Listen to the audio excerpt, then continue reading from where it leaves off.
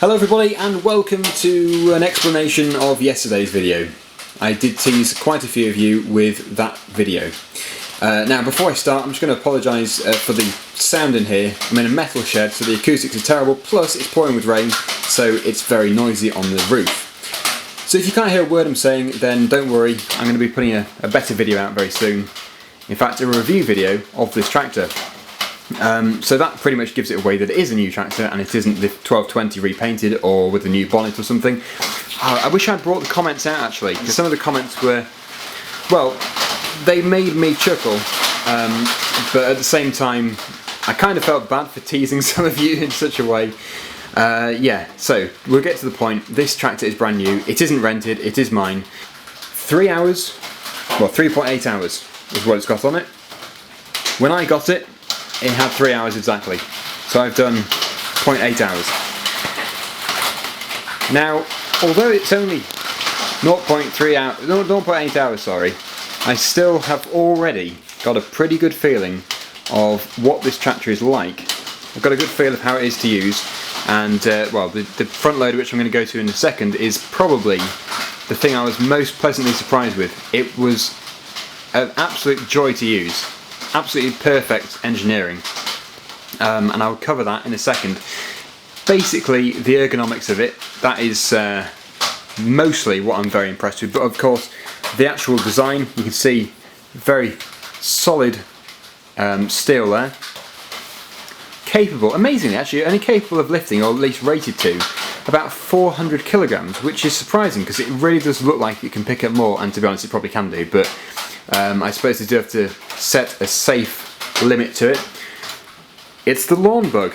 How nice. Yes, this thing sort of dwarfs it, doesn't it? In fact, the bucket on the front, which you can just about see, there's a grapple down there, is about the same footprint size as the bug. So we'll come on to that in a second. I'm just very comfortable in my seat here and very pleased to be on a new tractor. Yes, so let me just show you the joystick. I can't focus anymore, unfortunately. It's just because of the camera. But yeah, you can hopefully see the moulding here. You can see that when you put your hand around that moulding, it obviously is a perfect fit, meaning that to use it is very comfortable. Now, there must have been quite a lot of thought put into this. It's not just some cheap joystick like I've got actually on my backhoe, where it's, well, it's a stick with just a ball on top, and that is supposed to suffice as a comfortable joystick. But this really is, this is, well, I suppose with that comes the price. It was much more expensive, but then with that you get decent quality. So it's just the same with any front loader basically. So that's the bucket curl up, that is curl down, that is lift up the front loader, and that is lower the front loader. And then the grapple has got two controls here, the green and the blue buttons, but I'll show you this in more detail later when I've got a bit more space, because obviously I'm inside at the moment when I didn't want to be, just because of the rain. Now, I'm just going to jump off because I'm going to slightly bore you, I think, if I just stay on the seat all day. So yeah, let me just focus the camera. Okay, so there we go, hopefully it's in focus. So what we're going to do is just take a quick walk down the side of the machine. And yeah, you can see it says MX on the side of the front loader. Massey Ferguson 1525, all brand new. That lawn bug is the same footprint as that bucket. And the thing I love about the bucket, of course, is the fact that it's got a grapple. There we go. Now, one thing which I sort of do quite often when I buy machinery is I tend to just put an order in, although it's very expensive in one go. I tend to put the order in for everything that I require. I have bought some other accessories for the front of this loader, not just this bucket and grapple. And the main reason why is because you can incur some fairly hefty labour charges if you're not going to do it yourself. For example, this grapple requires an extra kit for it to work. It doesn't come standard with the loader, I don't think. So yeah, you see the hydraulic ram down in front of us with the spools there, which goes up into the front loader. That goes to a kit which is extra, it's actually on the side of the machine. And if I was to buy the tractor and then suddenly decide, oh no wait, I want to grapple, I'd have to send it off again, obviously machinery downtime then, and have somebody else's labour charge put onto the price of it instead of having it done at factory. which I think is always better. But of course, yeah, there's a lot to be said for not spending too much in one go, as yeah, it's not cheap. But in the long term, it can be better. Now what I'm going to do is just pull the catch on the bonnet. There we go. Lift it up. And yeah, as I say, I'm not going to go into too much detail here.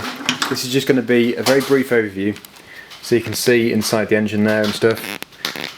But yeah, the details I will be doing in, yeah, it'll be a few weeks, I'd have thought, when I've actually put some serious hours onto the machine and I've really got a proper feel for it.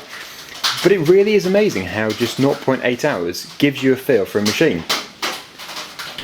Now I know that some YouTubers are actually aided, shall we say, with buying new machinery, usually through sponsorships.